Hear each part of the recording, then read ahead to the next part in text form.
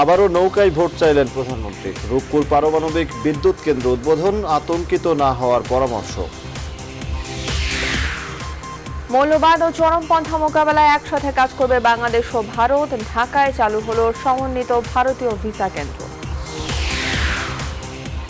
ডিসেম্বরের আগে মুক্তি মিলবে না খালেদা জিয়ার, বলছেন বিশ্লেষকরা। দেশে গণতন্ত্রের স্পেস নেই, অভিযোগ মির্জা ফখরুলের। জেদ্দা পৌঁছালো বিমানের প্রথম হজ ফ্লাইট। যাত্রী পরিবহনের ঝুঁকি নেই বলছে কর্তৃপক্ষ। হজ হবে স্বাচ্ছন্দ্যে আসা ধর্মমন্ত্রী। বিশ্বকাপে তৃতীয় স্থান অর্জন বেলজিয়ামের, সান্ত্বনার জয়ও পেল না ইংল্যান্ড।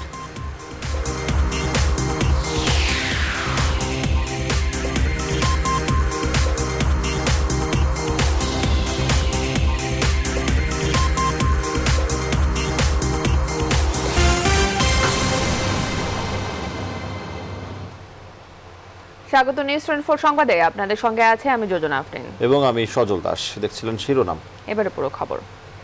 আওয়ামী লীগকে আর একবার ক্ষমতায় আনলে প্রতিটি গ্রামে নগরের সুবিধা নিশ্চিত করার প্রতিশ্রুতি দিয়েছেন প্রধানমন্ত্রী শেখ হাসিনা।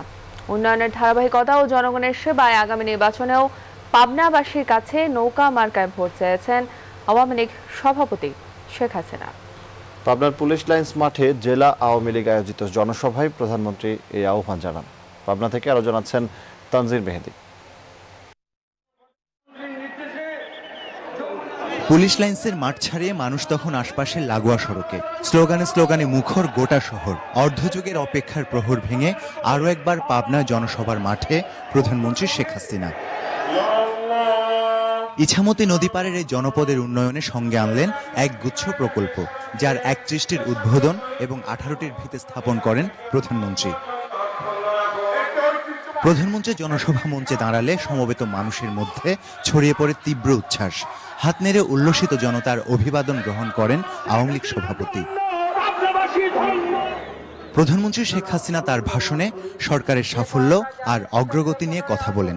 এ সময় বিএনপির জনবিমুখ রাজনীতির প্রসঙ্গ সামনে এনে তিনি বলেন, আওয়ামী লীগ মানে দেশ ও মানুষের কল্যাণে কাজ করা, আর বিএনপি মানে খুন, দুর্নীতি। আমরা প্রত্যেকটা গ্রামে, প্রতিটি জনগোষ্ঠী শহরের মতো নগর সুবিধা পাবে এবং সুন্দরভাবে বাঁচবে। প্রত্যেকটা গ্রামকে আমরা নগরে উন্নত করব, শহরে উন্নত করব। আমরা প্রতি জেলায় জেলায় বিশ্ববিদ্যালয় করে দিচ্ছি, ছেলেমেয়েদের শিক্ষার ব্যবস্থা করে দিচ্ছি, কারণ শিক্ষা ছাড়া একটা জাতি কখনো উন্নতি করতে পারে না। আমরা সেই লক্ষ্য নিয়েই কাজ করি যে দেশের উন্নয়নটা কিভাবে হয়। উন্নয়নের ধারাবাহিকতা এবং অর্থনীতির ভিত আরও মজবুত করতে আগামী নির্বাচনে পাবনাবাসীকে পাশে চাইলেন আওয়ামী লীগ সভাপতি। এই বাংলাদেশের প্রতিটি মানুষ সুন্দরভাবে বাঁচবে, সেটাই আমার লক্ষ্য। সেই লক্ষ্য নিয়েই কাজ করে যাই। আমি আপনাদের কাছে আবেদন করব, নৌকায় ভোট দিয়েছিলেন, আপনার জন্য কাজ করার সুযোগ পেয়েছি।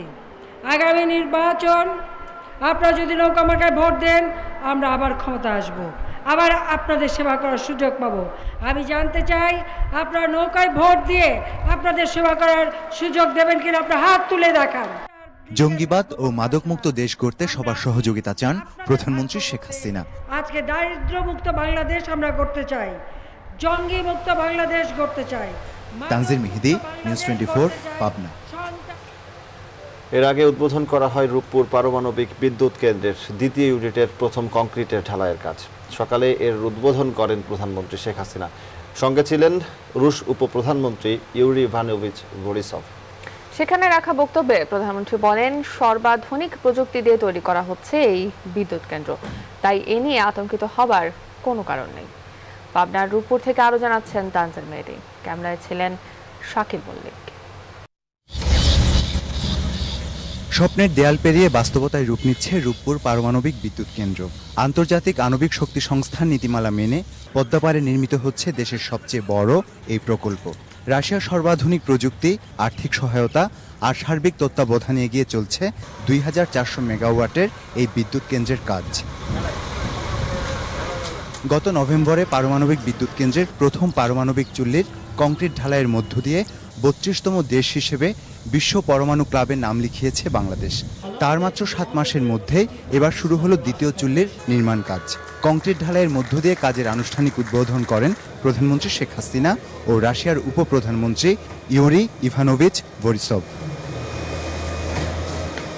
প্রধানমন্ত্রী বলেন, উন্নয়ন ও সমৃদ্ধির মধ্য দিয়েই বিশ্ব দরবারে সামনের দিকে এগিয়ে যাবে বাংলাদেশ। এখন যে প্রযুক্তি, নতুন প্রযুক্তি, আপনারা জানেন যে রাশিয়ার যে সর্বশেষ জেনারেশন 3+ প্রযুক্তি রিঅ্যাক্টর দিয়ে এটা তৈরি হচ্ছে। বর্জ্য কিভাবে ব্যবস্থাপনা করা হবে সে দায়িত্ব তারা রাশিয়া নিয়েছে। কাজে এদিক থেকে আমি মনে করি যে কারো কোনো আতঙ্কগ্রস্ত হবার কিছু নেই। কাজ আমরা চাই আমাদের বাংলাদেশ আজকে একটা পরমাণু শক্তি মানে ক্লাবে যোগ দিল। রাশিয়ান ফেডারেশনের উপপ্রধানমন্ত্রী বলেন, বন্ধুত্বপূর্ণ সম্পর্ক ও সহযোগিতার ক্ষেত্রে বাংলাদেশের পাশে থাকবে রাশিয়া।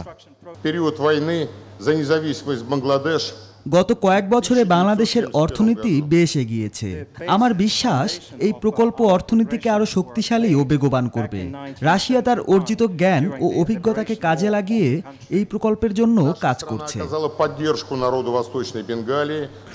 পাবনার ঈশ্বরদীতে প্রায় 1200 একর জমির উপর ধীরে ধীরে দৃশ্যমান হচ্ছে অর্থ খরচের দিক থেকে দেশের সবচেয়ে বড় প্রকল্প রূপপুর পারমাণবিক বিদ্যুৎ কেন্দ্র।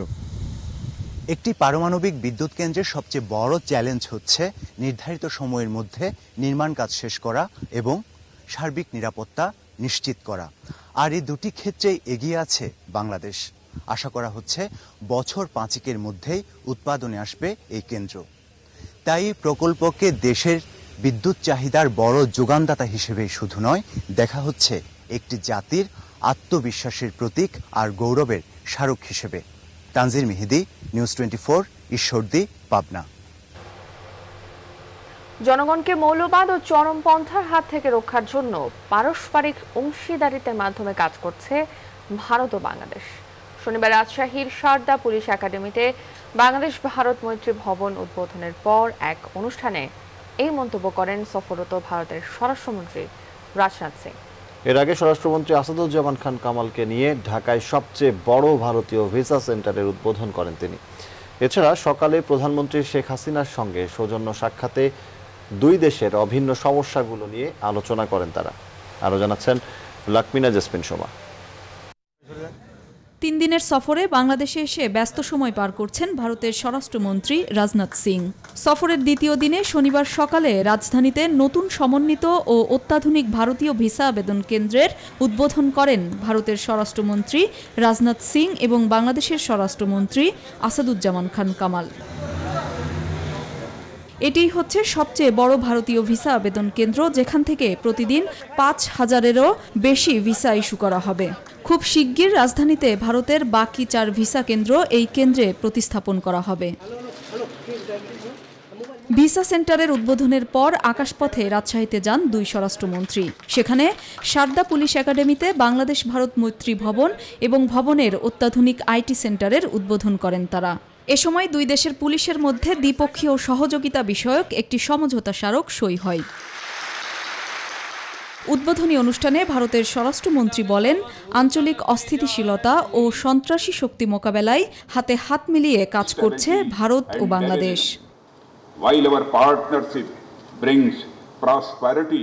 আমাদের অংশীদারিত্ব আমাদের জনগণের সমৃদ্ধির পাশাপাশি তাদেরকে মৌলবাদ এবং চরমপন্থার হাত থেকে রক্ষা করার জন্য কাজ করছে। শুধু ভারত ও বাংলাদেশ নয়, সমগ্র অঞ্চলে মৌলবাদ এবং চরমপন্থার বিস্তার একটি গুরুতর হুমকি হয়ে দাঁড়িয়েছে। তবে সন্ত্রাসবাদ মোকাবেলায় বাংলাদেশের প্রধানমন্ত্রীর জিরো টলারেন্স নীতির সর্বোচ্চ প্রশংসা করি আমরা।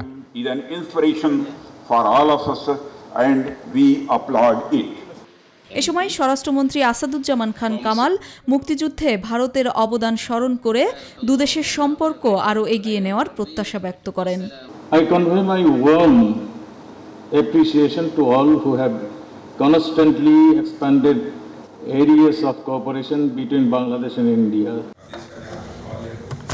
এর আগে গণভবনে প্রধানমন্ত্রী শেখ হাসিনার সঙ্গে সৌজন্য সাক্ষাৎ করেন রাজনাথ সিং।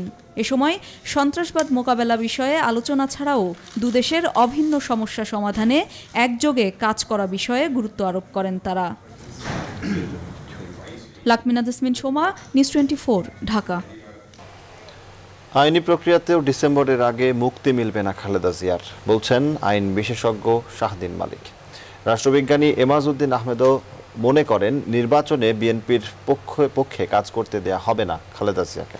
অন্যদিকে অধ্যাপক সৈয়দ আনোয়ার হোসেন বলছেন এই শাস্তি তার বিধিলিপিতেই লেখা ছিল।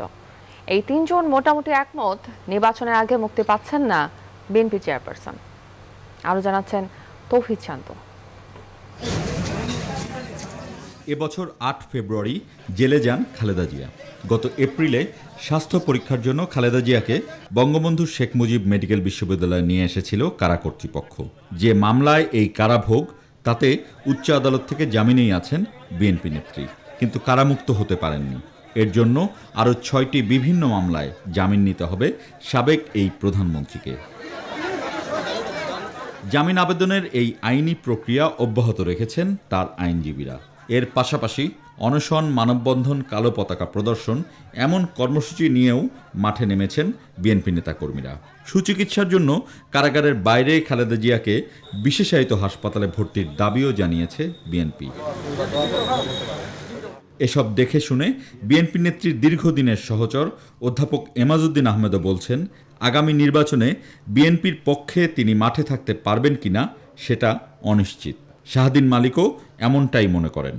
আমার যেটা স্পষ্ট ধারণা এবং কোর্টের যে কাজকর্ম যেভাবে চলছে, যে গতিতে, হয়তো তিনি নির্বাচন এর আগেই নির্বাচন যদি হয় তাহলে তার আগে মুক্ত হবেন বলে বা অথবা তাকে জামিনে মুক্ত করা সম্ভব হবে বলে মনে হয় না। আইনি প্রক্রিয়া এখানে মুক্ত হওয়ার সম্ভাবনাটাকে আমি এই ডিসেম্বরের আগে এই সম্ভাবনা আমার কাছে খুব ক্ষীণ মনে হচ্ছে। দুইজন রাজনৈতিক বিশ্লেষক বলছেন খালেদা জিয়ার মুক্তি এবং নির্বাচনে বিএনপির আশা না আসা, শেষ বিচারে এটি খুব একটা প্রভাব ফেলবে না। বেগম খালেদা জিয়া কারার অন্তরালে তিনি এখন বসবাস করছেন, এটা তার বিধিলিপি আমি মনে করি, কারণ তার মামলাগুলো ১/১১ সরকার করেছে, সে মামলার রায় হচ্ছে এবং সেই অনুযায়ী তিনি শাস্তি পাচ্ছেন, অভিযুক্ত হচ্ছেন, সব কিছু। তার মুক্তির উপরে গণতন্ত্র নির্ভরশীল। আমি এর সঙ্গে এমন একটা মতের সঙ্গে সহমত হতে পারছি না বলে দুঃখিত। সরকারি দলকে তো অবশ্যই বলতে হবে যে আমরা ভালো নির্বাচন চাই। সরকারি দল ভালো নির্বাচন অর্থ বিএনপির অংশগ্রহণ, কিন্তু আমার মনে হয় যে শেষ বিচারে এখন বিএনপি আসলো কি আসলো না সেটা আওয়ামী লীগের শেষে খুব বড় মাথা ব্যথা হবে না। যদিও তিনজনই বললেন সাংবিধানিকভাবে এদেশকে গণতান্ত্রিক বলা হলেও বাস্তবে গণতন্ত্র এখনও সচল নয়। তৌহিদ শান্ত, নিউজ 24, ঢাকা। অনুমতি নেই বলে জিয়া পরিষদের উদ্যোগে আয়োজিত বুদ্ধিজীবী সমাবেশ করতে দেয়নি পুলিশ। পূর্ব ঘোষিত এই সমাবেশ করতে না দেয়ায় ক্ষোভ প্রকাশ করেছেন বিএনপি মহাসচিব মির্জা ফখরুল ইসলাম আলমগীর। বলেছেন দেশে ন্যূনতম গণতান্ত্রিক স্পেস নেই, এ কারণে পুলিশ ভয়ঙ্কর দুঃশাসনের পক্ষ হয়ে কাজ করতে অত্যাচার, নির্যাতনের পথ বেছে নিয়েছে। সকালে রমনার ইঞ্জিনিয়ার্স ইনস্টিটিউশনে জিয়া পরিষদের উদ্যোগে এই বুদ্ধিজীবী সমাবেশ আয়োজনের কথা ছিল। সেভাবেই আয়োজন করা হয়, ব্যানারও টানানো হয়। ঢাকা, রাজশাহী, সিলেট এবং চট্টগ্রাম সহ বিভিন্ন বিশ্ববিদ্যালয় থেকে অনুষ্ঠানে অংশ নিতে আসেন শিক্ষকরা। কিন্তু কিছুক্ষণ পর পুলিশ আয়োজকদের জানায় অনুষ্ঠান করার অনুমতি নেই। পরে সমাবেশের প্রধান অতিথি বিএনপি মহাসচিব মির্জা ফখরুল ইসলাম আলমগীর ইঞ্জিনিয়ার্স ইনস্টিটিউট প্রাঙ্গণে আসেন। গাড়ি থেকে নেমে তিনি সাংবাদিকদের কাছে এই ঘটনার নিন্দা জানান। চরম স্বৈরাচারী একটা ব্যবহার, আচরণ যেটা সারা বাংলাদেশে তারাই করছে। সমস্ত মত প্রকাশের স্বাধীনতাকে তারা ধ্বংস করে দিচ্ছে এবং এটাই বাংলাদেশের এখন সবচেয়ে বড় সমস্যা, যে ভিন্ন মতের কোনো মানুষকে, কোনো সংগঠনকে তারা দাঁড়াতে দিচ্ছে না, যেটা আজকে ভয়াবহ ফ্যাসিস্ট শক্তিতে তারা পরিণত হয়েছে।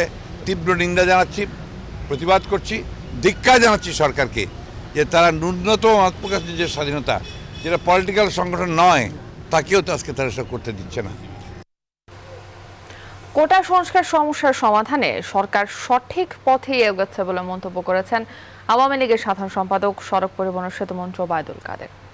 সকালে রাজধানীর সেতু ভবনে মন্ত্রীর সঙ্গে সৌজন্য সাক্ষাৎ করেন বাংলাদেশে নিযুক্ত যুক্তরাষ্ট্রের রাষ্ট্রদূত মার্শা বার্নিকাট। ঘণ্টাব্যাপী এই আলোচনায় সিটি নির্বাচনকে ঘিরে যুক্তরাষ্ট্রের পর্যবেক্ষণের বিষয়টি উঠে আসে বলে জানান তারা। সেতু ভবনে বৈঠক পরবর্তী সাংবাদিকদের প্রশ্নের জবাবে এ বিষয়ে বার্নিকাট বলেন, গণতন্ত্রের সুরক্ষায় তার দেশ বারবারই স্বচ্ছ নির্বাচনের বার্তা দিয়ে যাবে। আর আওয়ামী লীগ সাধারণ সম্পাদক জানান, নির্বাচনে অনিয়ম সংক্রান্ত যে কোনো বিষয়ে ব্যবস্থা নেওয়ার অধিকার নির্বাচন কমিশনের। পরে কোটা বিষয়ে এক প্রশ্নের জবাবে ওবায়দুল কাদের আন্দোলনকারীদেরকে ধৈর্য ধরার পরামর্শ দেন। সংস্কার আন্দোলন তথা কোটা সমস্যার সমাধানে সরকার এখন একেবারে রাইট ট্র্যাকে আছে। এখানে একটা ফর্মালি একটা কমিটি গঠন হয়েছে ক্যাবিনেট সেক্রেটারির নেতৃত্বে। এই কমিটি খোঁজখবর নিচ্ছে, তথ্য উপাত্ত অন্যান্য দেশেরও তথ্য উপাত্ত সংগ্রহ করছে। আমার মনে হয় বিষয়টা দ্রুত এগিয়ে যাচ্ছে এবং এটা আমি শুধু কোটা সংস্কার আন্দোলনে যারা আছেন তাদেরকে অনুরোধ করব ধৈর্য ধরার জন্য। প্রচারণায় ব্যস্ত সময় পার করছেন 3 সিটি নির্বাচনের মেয়র প্রার্থীরা। প্রতিশ্রুতির ভান্ডার নিয়ে ঘুরছেন ভোটারদের দ্বারে দ্বারে। কোথাও মুখোমুখি হচ্ছেন জনতার নানান প্রশ্নের। সিলেট থেকে সাদিদার আলম নোবেল, বরিশাল থেকে রাহাত খান ও রাজশাহী থেকে কাজী সাহেতের পাঠানোর তথ্যচিত্রে ডেস্ক রিপোর্ট। প্রচারণায় সিলেটে ব্যস্ত সময় কাটাচ্ছেন মেয়র প্রার্থীরা। শনিবার সকালে নগরীর কালীঘাট, কামালগড় ও ছড়ার পাড় এলাকায় প্রচারণা চালান আওয়ামী লীগের প্রার্থী বদরুদ্দিন আহমদ কামরান। একই সময়ে পায়রা ও দরগা মহল্লা এলাকায় জনসংযোগ করেন বিএনপির প্রার্থী আরিফুল হক চৌধুরী। এ সময় জয়ের ব্যাপারে আশার কথা জানান দুই প্রার্থী। এছাড়া পরস্পরের বিরুদ্ধে নির্বাচনী আচরণবিধি লঙ্ঘনের অভিযোগ করেন তারা।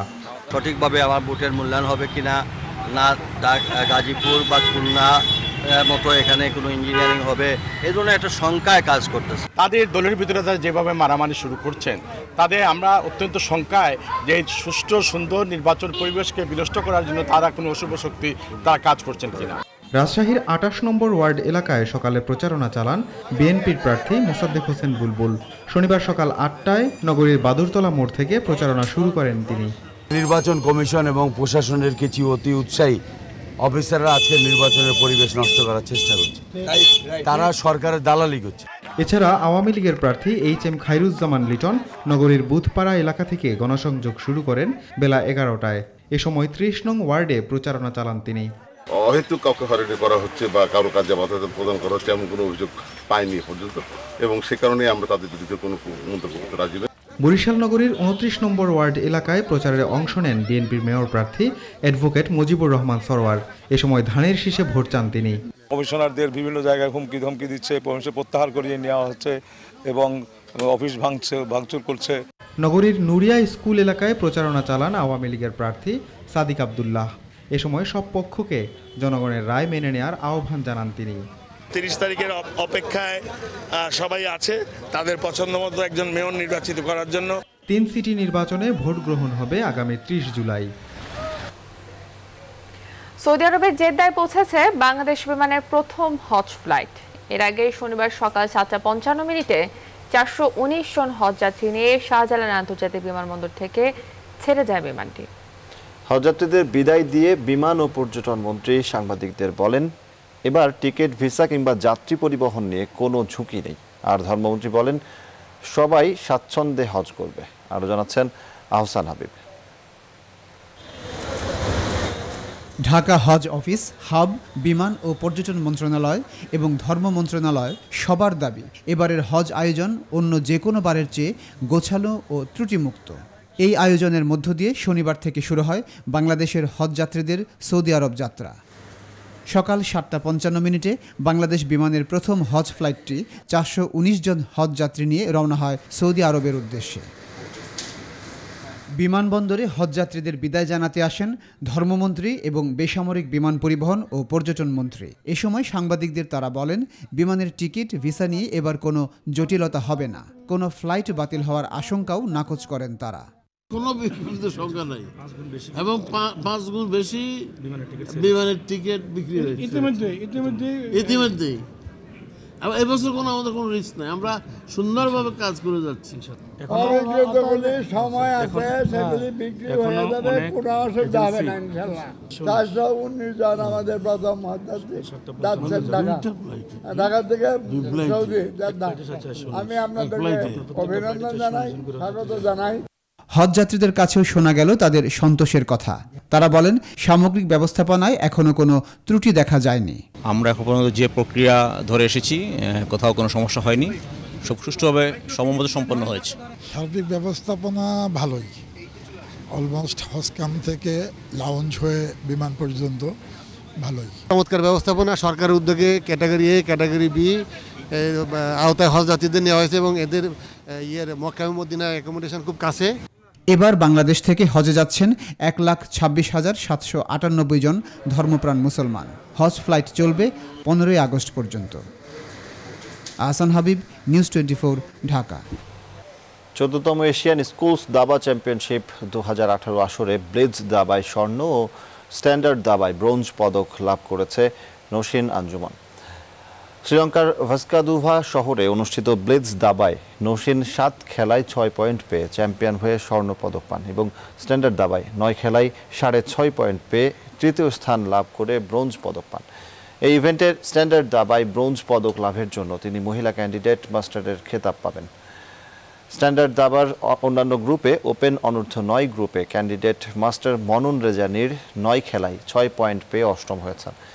বালিকা অনূর্ধ্ব 7 গ্রুপে ওয়ারসিয়া খুশবু 9 খেলায় 5 পয়েন্ট পেয়ে 13তম, অনূর্ধ্ব 11 গ্রুপে মারজুক চৌধুরী 9 খেলায় 5 পয়েন্ট পেয়ে 19তম এবং ওপেন অনূর্ধ্ব 7 গ্রুপে সৈয়দ আহনাফ তামিদ সামি 9 খেলায় 4 পয়েন্ট অর্জন করে 26তম হয়েছেন। এই চ্যাম্পিয়নশিপে অংশ নিতে গত 7 জুলাই বসুন্ধরা সিমেন্টের পৃষ্ঠপোষকতায় শ্রীলঙ্কা সফরে যায় 6 সদস্যের দাবা দল।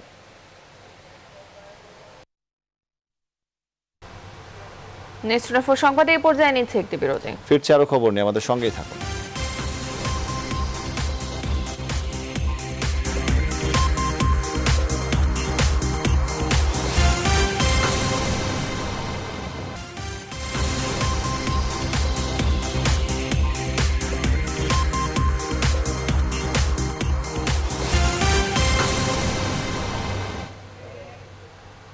বিরতির পর আবারও স্বাগত। দেখছেন নিউজ 24 সংবাদ। কক্সবাজারের চকরিয়ায় মাতামুহুরী নদীতে গোসল করতে নেমে 4 কিশোরের মৃত্যু হয়েছে। উপজেলার মাতামুহুরী ব্রিজ এলাকায় শনিবার বিকেলে এই ঘটনা ঘটে। নিহতরা চকরিয়া গ্রামের স্কুলের ছাত্র। স্থানীয়রা জানায়, বিকেলে বালুচরে খেলা শেষে নদীতে গোসল করতে নেমে ডুবে যায় 5 শিক্ষার্থী। খবর পেয়ে তাদের উদ্ধারে এলাকাবাসীর সাথে যোগ দেয় ফায়ার সার্ভিস। সন্ধ্যায় নদীতেই 4 জনের মরদেহ উদ্ধারের পর উপজেলা স্বাস্থ্য কমপ্লেক্সে নেওয়া হয়। নিখোঁজ আর একজনের সন্ধানে তৎপরতা চালিয়ে যাচ্ছে ফায়ার সার্ভিস।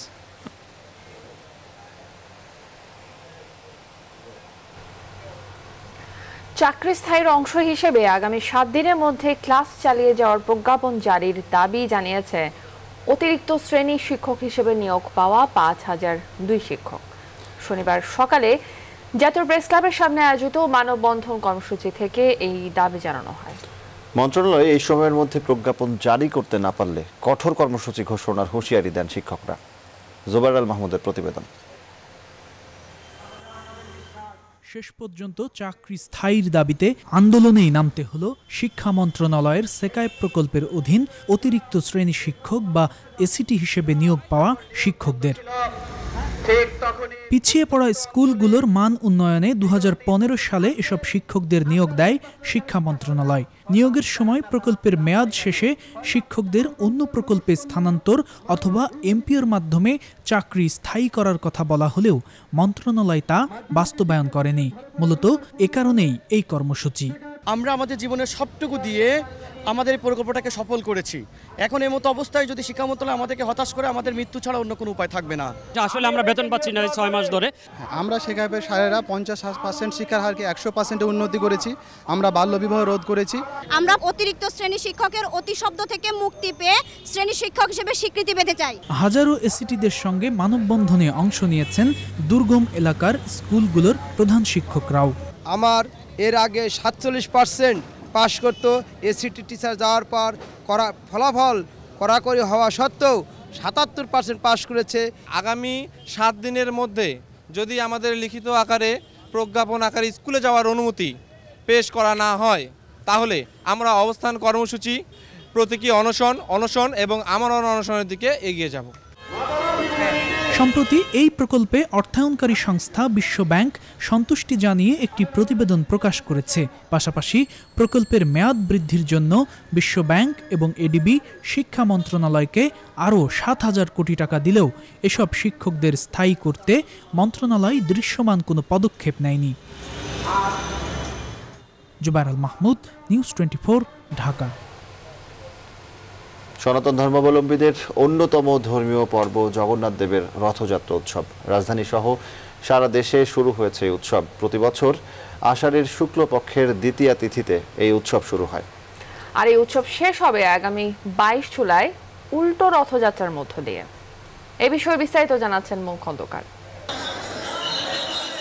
রথযাত্রা উপলক্ষে রাজধানীতে 9 দিনব্যাপী অনুষ্ঠানমালার আয়োজন করেছে আন্তর্জাতিক কৃষ্ণ ভাবনামৃত সংঘ ইসকন। প্রতিবারের মতো এবারও দেশের সবচেয়ে বড় রথযাত্রা উৎসবের আয়োজন করা হয়েছে। ঢাকার স্বামীবাগে শনিবার সকালে ইসকন আশ্রমে বিশ্ব শান্তি ও মঙ্গল কামনায় অগ্নিহোত্র যজ্ঞের মাধ্যমে রথ উৎসবের আনুষ্ঠানিকতা শুরু হয়। রথযাত্রাকে কেন্দ্র করে এই রথযাত্রা আমরা যেন তার পথ অনুসারী হতে পারি, তার যে আদর্শ আমাদের জন্য রেখে গেছেন সেই আদর্শগুলো যেন আমরা সারা জীবন পালন করতে পারি। ভগবান জগন্নাথ সুভদ্রা মহারাজ বারবার আসে, আমরা তো নৃত্য করতে পারি। বিশ্ব শান্তির জন্য, সবার মঙ্গলের জন্য ভগবান সবাইকে দর্শন দেয় মন্দির থেকে বেরিয়ে। 3টি সুবিশাল রথসহ এই শোভাযাত্রা জয়কালী মন্দির, শাপলা চত্বর, বায়তুল মোকাররম, পল্টন মোড়, জাতীয় প্রেস ক্লাব, হাইকোর্ট মোড়, দোয়েল চত্বর, রমনা কালী মন্দির, টিএসসি জগন্নাথ ও পলাশী হয়ে বিকেল 5টায় ঢাকেশ্বরী মন্দিরে গিয়ে শেষ হয়। এ সময় ডিএমপির অতিরিক্ত কমিশনার কৃষ্ণপদ রায় বলেন, এই উৎসবকে নির্বিঘ্ন করার স্বার্থে নিরাপত্তা ব্যবস্থা জোরদার করা হয়েছে। এই দীর্ঘ রাস্তায় আমরা পর্যাপ্ত নিরাপত্তা ব্যবস্থা গ্রহণ করেছি।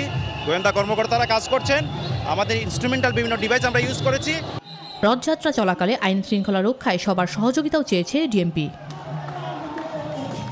মৌ খন্দকার, নিউজ 24, ঢাকা।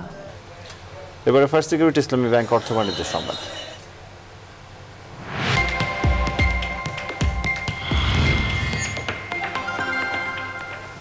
ফেনী সদর হাসপাতাল মোড়ে মিউচুয়াল ট্রাস্ট ব্যাংকের এটিএম বুথ এবং ছাগলনাইয়ার চাঁদগাজীতে এজেন্ট ব্যাংকিং কেন্দ্রের উদ্বোধন করা হয়েছে। শনিবার ব্যাংকটির এই দুইটি সেবার মাধ্যমের উদ্বোধন করেন এমটিবির পরিচালক রাশেদ আহমেদ চৌধুরী। একই দিন সোনাপুরে সালামতুল্লাহ লাইব্রেরিও উদ্বোধন করেন তিনি। অনুষ্ঠানে অন্যান্যের মধ্যে ছাগলনাইয়া উপজেলা চেয়ারম্যান, মহামায়া ইউনিয়ন পরিষদ চেয়ারম্যান, এমটিবির উপব্যবস্থাপনা পরিচালক, চট্টগ্রাম বিভাগীয় প্রধান সহ গণ্যমান্য ব্যক্তিরা উপস্থিত ছিলেন।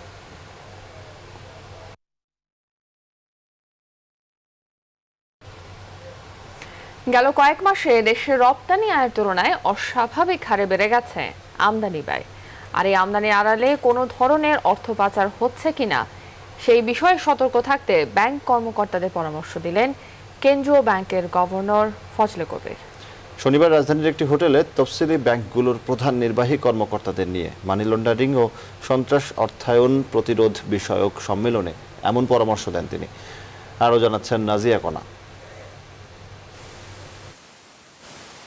গত অর্থবছরে রফতানি আয়ের তুলনায় আমদানি ব্যয় বেশি হওয়ায় বহির্বিশ্বের সঙ্গে পণ্য বাণিজ্যে ঘাটতি বেড়েছে প্রায় দ্বিগুণ। কেন্দ্রীয় ব্যাংকের তথ্য মতে সদ্যবিদায়ী অর্থবছরের জুলাই থেকে মে পর্যন্ত 11 মাসে আন্তর্জাতিক বাণিজ্যে ঘাটতির পরিমাণ বেড়ে দাঁড়িয়েছে $1,722 কোটি, যা আগের অর্থবছরের একই সময়ের চেয়ে $786 কোটি 50 লাখ বেশি। আর পুরো অর্থবছরে ঘাটতি ছিল $947 কোটি 20 লাখ। আমদানি ব্যয়ের এই অস্বাভাবিক বৃদ্ধিতে উদ্বেগ প্রকাশ করেন কেন্দ্রীয় ব্যাংকের গভর্নর ফজলে কবিরও। দেশের সকল তফসিলি ব্যাংকের প্রধান নির্বাহীদের নিয়ে মানি লন্ডারিং ও সন্ত্রাসে অর্থায়ন প্রতিরোধ বিষয়ক কনফারেন্সে তিনি ব্যাংক কর্মকর্তাদের আমদানির আড়ালে অর্থ পাচার হচ্ছে কিনা সেদিকে নজরদারি বাড়ানোর পরামর্শ দেন। Last calendar year, the imports started rising much more than the exports. In fact, it was almost on a trend of 25% growth plus over the last 6 months and more. While the exports grew hardly by 6%, we need to be very careful. As bankers, we need to be very sure that about this, the imports, whether they are going online. Mobile banking এর অপব্যবহার রোধে ব্যাংকারদের সতর্ক থাকারও কথা বলেন ফজলে কবির। Our BFIU is doing a wonderful job in tracking the mobile financial services, in ensuring that they are doing for the purpose of financial inclusion and for the right purposes, and not being misused by any quarters. এই সময় বাংলাদেশ ব্যাংকের deputy governor ও BFIU প্রধান আবু হেনা মোহাম্মদ রাজি হাসান বলেন, সরকারের বিভিন্ন উদ্যোগের ফলে দেশ থেকে অর্থ পাচার তুলনামূলক কম হচ্ছে। Bessel institute on governance, Basel anti-money laundering index. Nazia কণা, নিউজ 24, ঢাকা। নিউজ 24 সংবাদে নিচ্ছে আরও একটি বিরতি। ফিরছে আরও খবর নিয়ে, সঙ্গেই থাকুন।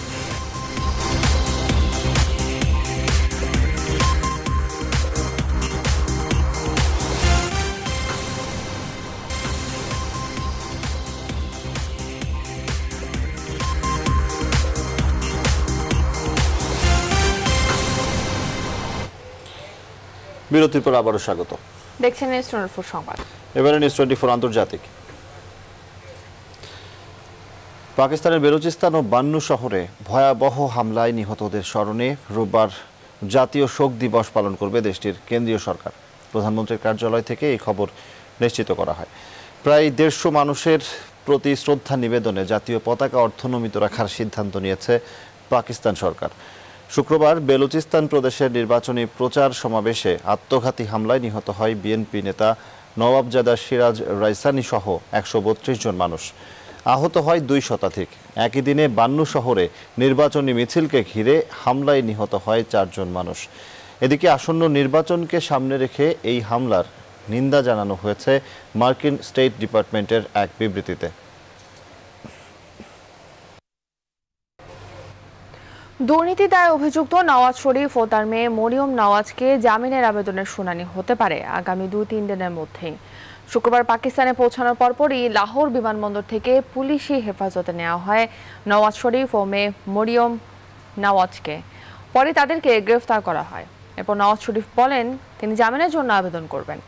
লন্ডনে কেনা বিলাসবহুল 4টি ফ্ল্যাটের মূল্য পরিশোধে দেওয়া অর্থের উৎস দেখাতে ব্যর্থ হওয়ার দায়ে 6 জুলাই নওয়াজ শরীফ ও তার মেয়ে মরিয়মকে কারাদণ্ড দেয় পাকিস্তান আদালত। ন্যাশনাল অ্যাকাউন্টেবিলিটি ব্যুরোর আইনে দুর্নীতির দায়ে অভিযুক্ত ব্যক্তির ক্ষেত্রে আগাম জামিন কিংবা আপিল আবেদনের সুযোগ নেই। উচ্চ আদালতের কাছে আপিল কিংবা জামিনের আর্জি পেশ করতে হলে তাই গ্রেফতারি ছিল আবশ্যক। তবে আগামী সোমবার বা মঙ্গলবার আবেদনটির শুনানি হতে পারে বলে ধারণা করা হচ্ছে। দর্শক, এই ছিল নিউজ 24 সংবাদে এখনকার আয়োজন। এতক্ষণ সাথে থাকায় ধন্যবাদ সবাইকে।